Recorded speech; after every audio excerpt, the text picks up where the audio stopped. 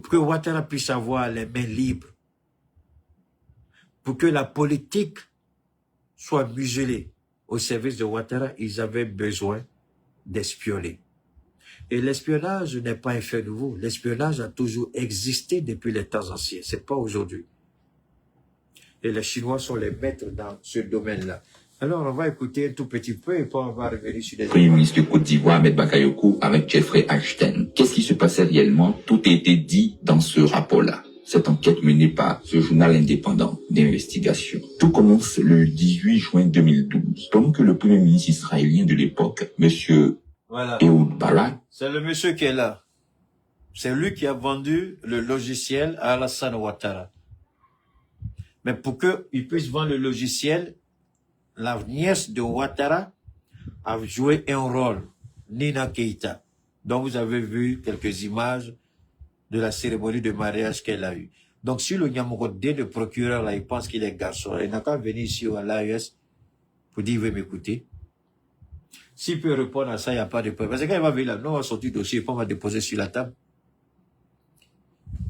rencontrait le président ivoirien, M. Alassane Ouattara, à Jérusalem pour discuter coopération sécuritaire. L'inérable Jeffrey Epstein recevait dans son appartement new-yorkais le fils du même dirigeant africain, le fils du président Alassane Ouattara. Alors, on pourrait parler de coïncidence, c'était pas vraiment le cas selon les enquêtes menées par l'Europe Fake News. Parce que des milliers de mails ont fuité du groupe Andala et des documents du Congrès américain qui ont été publiés en 2025 ont raconté une autre histoire, celle d'un financier condamné pour trafic sexuel, M. Jeffrey Epstein, qui servait d'intermédiaire à la réalité au service du renseignement israélien. En fait, l'ancien premier ministre reconverti en vendeur d'armes, M. Barak, utilisait M. Epstein pour rentrer en lien, en coopération avec d'autres pays qui étaient jugés hautement stratégiques pour Israël. Et c'est ainsi que la Côte d'Ivoire a été ciblée. Dans les faits, entre 2012 et 2014, Barak et Epstein Pourquoi la Côte d'Ivoire a été ciblée? Si ce petit journaliste bavard avec sa grande gueule sur Télé Sud, il parle, qu'il vient s'asseoir et puis il écoute Keïta. Pourquoi la Côte d'Ivoire a été ciblée par Israël? Je vais vous donner un scoop que personne ne vous a donné jusqu'à la date d'aujourd'hui. Je vous ai dit que Israël, peuple maudit, pays maudit par Dieu, veut remettre en cause la décision de Dieu et dire que Israël peut aller au-delà de la malédiction et se refaire, vu que c'est un peuple qui a reçu dans un premier temps la bénédiction de Dieu, parce que Dieu ne crache pas sur quelque chose et puis reprendre. Et Dieu a été clair. Nous savons tous les Écritures, aussi bien la Torah, la Bible que le Coran, les Écritures sont claires là-dessus. La promesse faite par Dieu à Abraham, cette promesse a été tenue par Dieu. Il a dit, Israël ne sera jamais la queue, mais la tête. Israël n'ira jamais prendre crédit, mais on viendra prendre crédit chez Israël. Et le travail de la main d'Israël sera béni. Israël sera tellement nombreux comme les grains de sable au bord de la mer. La bénédiction est sortie de la bouche de Dieu lui-même. Parce que Dieu, quand il a béni Israël, Dieu avait cet amour pour son serviteur, le père de la foi, Ibrahim, que nous appelons dans le Coran, et dans la Torah, la Bible, ils appellent Abraham. C'est le père de la foi, ainsi que Sarah. Et pour avoir obéi à Dieu jusqu'au bout, d'ailleurs, la fête des musulmans, la fête de la Tabaski, où on tue beaucoup de moutons, là, ça vient de là. Il devait sacrifier son enfant. C'est là Dieu l'a testé jusqu'au bout. Va me sacrifier ton enfant. Et il était prêt à le faire. Donc cette bénédiction de Dieu est du fait que Ibrahim a honoré Dieu jusqu'au bout. Et Dieu l'a testé jusqu'à la limite de ce que l'être humain peut supporter. Et il a fait tout. Voilà pourquoi il a dit, pour avoir fait ça, des rois naîtront de toi, des présidents naîtront de toi, des ministres, des premiers ministres, et tu vas gouverner le monde. Donc, sur cette partie de la Torah qui est encore dans la tête de ces idiots, ils se disent que oui, Dieu avait annoncé ça. Mais ils se sont trompés. Parce qu'avec le temps, les choses ont changé. La dynamique a changé. Mais Israël refuse cela. Il s'accroche à cette partie de la Torah, mais il refuse la bénédiction du prophète Mohammed sallallahu alayhi wa sallam et il refuse la grâce du Christ. Donc, quand Dieu a parlé, dans la parole de Dieu, il y avait une scission spirituelle que Israël, les anciens, ceux qu'ils appellent comment ils appellent ça? Oh là là, j'oublie là, genre, les rabbins, ou bien les rabbis, les maîtres, ils savent ça très bien, mais ils refusent d'en parler. Il y a une scission qui sera faite des enfants d'Ibrahim. Il y a une scission. Et nous, musulmans, on est issus d'une branche. Et les chrétiens sont issus d'une autre branche. Donc ça veut dire que la promesse de Dieu tient toujours. Vous n'avez qu'à regarder l'Arabie Saoudite, vous n'avez qu'à regarder certains pays que Dieu a vachement bénis. Vous n'avez même qu'à regarder ici dans le Sahel, s'ils ne sont pas bénis ou pas. Est-ce que des présidents ne sont pas nés ici, des premiers ministres ne sont pas nés ici? Donc quand Dieu a parlé, eux, ils ont cantonné la parole de Dieu au seul espace d'Israël. Mais ils ont refusé que l'espace, que la parole de Dieu, désormais, n'est plus cantonnée seulement à un petit pays, mais à tous ceux qui vont se reconnaître comme fils de Dieu, venant d'Abraham selon la foi. Vous tous, vous allez rentrer dans cette bénédiction. Et cette bénédiction-là, Israël l'a perdue, l'Iran l'a récupérée, nous l'avons récupérée, et il se force à dire que nous sommes. Donc, ça c'est un premier point, c'est important d'écouter ça. Alors, ça vous permet de comprendre ce qui s'est passé en Côte d'Ivoire. Parce que ça va au-delà de la justice. Ça va au-delà d'un scandale. Il y a le domaine spirituel même qui est dedans. En Côte d'Ivoire, pourquoi? Parce que Israël a juré de détruire les Libanais. Et la Côte d'Ivoire en Afrique, la plus grande communauté libanaise, si je peux dire du monde, se trouve en Afrique francophone, surtout en Côte d'Ivoire et au Sénégal. Les Libanais. Et les Libanais savent que Israël veut les détruire à tous les coups. Donc, le financement du Hamas, le financement du Hezbollah, même il y a des dirigeants du Hezbollah qui sont... Pourquoi on a mis la Côte d'Ivoire sur financement du terrorisme et blanchiment d'argent? C'est à cause du Hezbollah. Qui a fait ça? C'est le Mossad. Et Ouattara est tellement bête. Il travaille avec des éléments israéliens, mais il oublie en même temps que Israël, les Israéliens vont jamais trahir Israël. Donc ceux que Ouattara a recrutés pour travailler pour lui, avec l'ancien premier ministre, comment quelqu'un qui a été premier ministre en Israël va mettre des gens à ton service. Et tu crois que ces gens-là ne vont pas faire un double travail, travailler pour toi et espionner en même temps pour Israël? Mais c'est ce qui se passe en Côte d'Ivoire. Et personne n'est incapable de le dire ça, parce que si tu n'as pas cette connaissance spirituelle, je n'ai pas envie de dire biblique, coranique, ou comment on dit la Torah, non? Toratique ou toranique, prenez ce que vous voulez, rejetez ce que vous ne voulez pas. Si tu n'as pas cette connaissance de la parole révélée, tu ne peux pas comprendre ça. Et Ouattara a été piégé. Ouattara le sait. Qui a mis le nom de la Côte d'Ivoire sur la liste des pays qui financent le terrorisme? Ceux qui travaillent pour Ouattara. Moi, je rends service ici à la Côte d'Ivoire. Je rends service ici au RHDP. Je vous rends service, idiot que vous êtes. Venez m'écouter, venez vous asseoir, comme dit mon frère Soro, il peut pas vous asseoir. Venez écouter. Les gens que Ouattara a... Attendez, où se trouve cette maison? Je vais vous montrer l'image de la maison. Donne-moi une seconde. Donne-moi une seconde, je vais vous montrer la photo, l'image.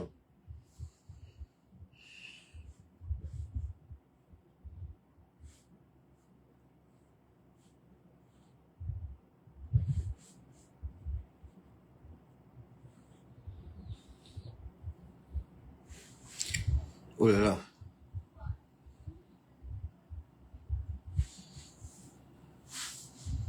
Voilà. C'est ça qui est là. Permettez-moi. Voilà. Alors, je vais bien montrer ça pour vous. Je vais bien vous montrer ça.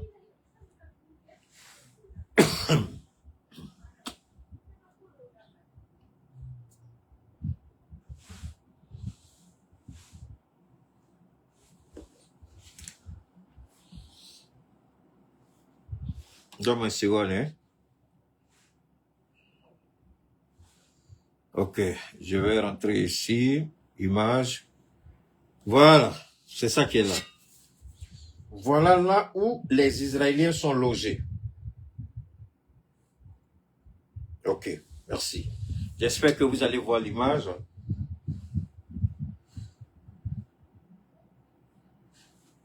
Alors, oh merde, il m'amène sur Facebook, j'ai pas besoin de ça. Non mais c'est ça qui m'énerve un peu chez ces idiots-là. Tu veux quelque chose, t'amènes là où tu n'as pas envie d'aller.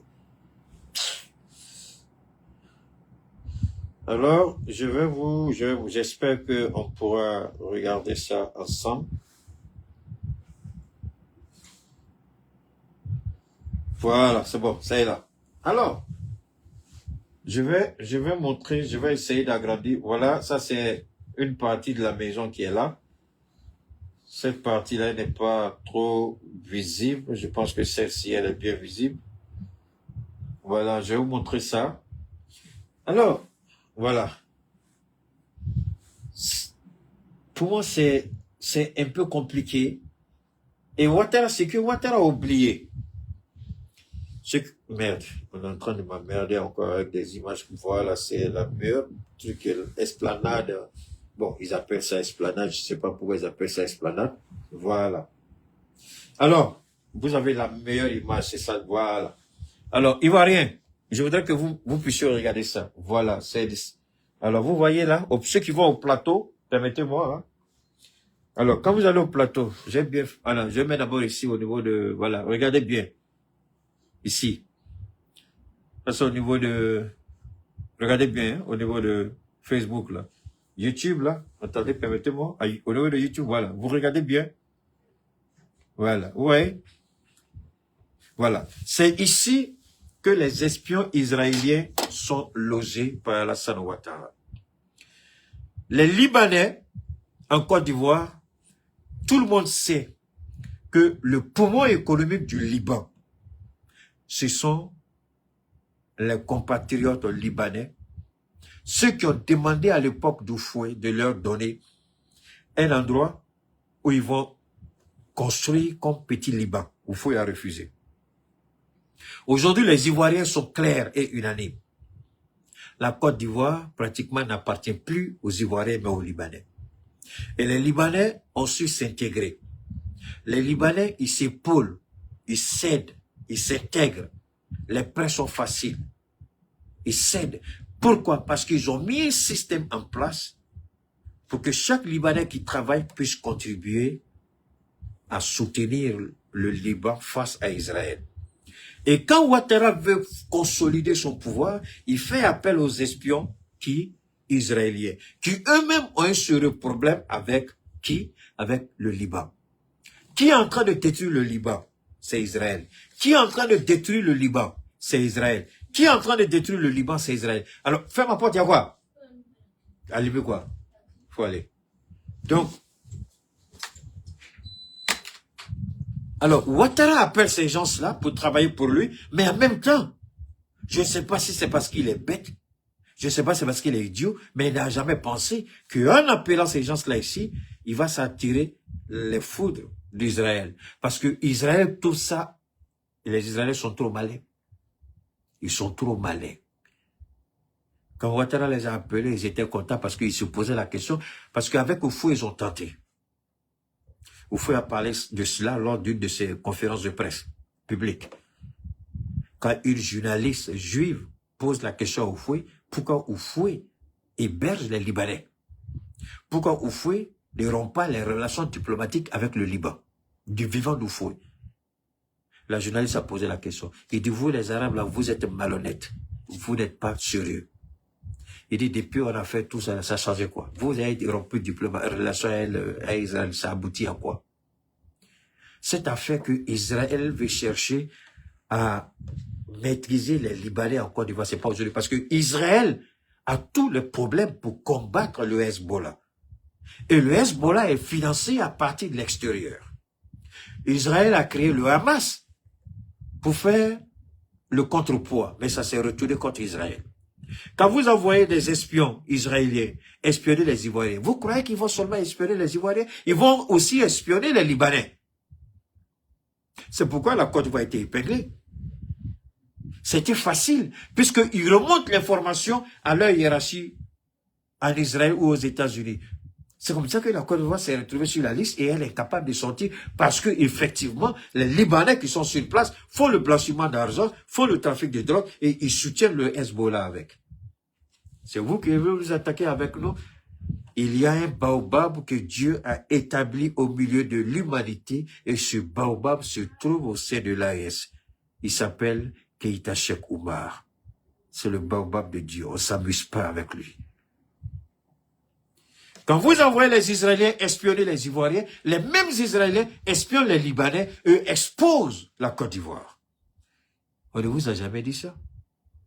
C'est ici que vous apprenez ça au sein de l'AES parce que le baobab de Dieu est implanté ici. Si je veux détruire Ouattara, c'est très facile pour moi. Ceux qui l'utilisent là, en Côte d'Ivoire, je peux les retourner contre Ouattara. Et je sais comment ça fonctionne. C'est pas en un jour, c'est pas en 2 jours.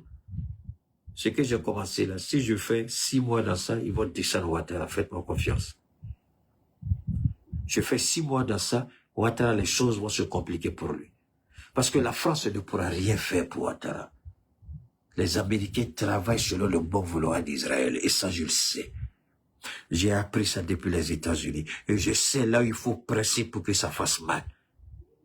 Et je vais presser pour que ça fasse mal à Alassane Ouattara. Il va le regretter. Il n'a pas fini de gérer ses problèmes. C'est pourquoi je vous ai dit toujours Ivoirien. Thierry Brahim vient au pouvoir, c'est une denrée facile. Demain matin, ils vont l'enlever. Je sais de quoi je parle. Quand je parle, je sais sur quoi je suis assis. Thierry Brahim vient demain, ils vont le sauter. Ouattara le sait. Les mêmes Israéliens qui l'ont logé là, c'est eux là qui vont le faire sauter. Ils savent comment il faut faire les contestations. Qui finance les contestations en Iran? C'est Israël. Qui a financé les contestations en Irak? C'est Israël. Qui a financé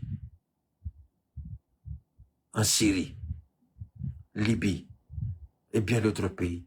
Iran, c'est qui? Le Mossad, la CIA et la NSA. C'est des choses que nous connaissons parce que nous pratiquons la politique, la haute politique de haute intensité. On ne fait pas la petite politique à bas 2 minutes, 3 minutes, 5 minutes, quelqu'un vient blablabla, et puis vous allez regarder 1 million de ça, c'est pas Keïta. Il prend son temps, et puis frappe. Bientôt 2 heures qu'on est en ligne. Il prend son temps, et puis frappe. C'est propre et c'est correct. Alassane Ouattara est une menace pour nous. Mais en même temps, il y a quelque chose qui est en train de se passer en Côte d'Ivoire que les Ivoiriens ne voient pas. Cette affaire de Nina Keïta là, le mal que ça va faire à la Côte d'Ivoire n'a même pas encore commencé. Cette affaire de Nina Keïta, le danger, la menace n'a même pas encore commencé. Vous avez écouté ce que j'ai dit là, ce que le procureur a dit là. Celui qui parle, il aura affaire à nous. Mais il n'y a même pas dans la constitution de l'État de Côte d'Ivoire, constitution que j'ai lue, je n'ai jamais vu quelque part quelqu'un qui parle. Et parce que tu as parlé, tu n'as pas insulté. Tu as seulement dit, ah bon, si c'est comme ça, parce que tu as dit, parce que tu as seulement regardé un article qui parle d'une Ivoirienne. Regardez comme c'est dangereux en Côte d'Ivoire.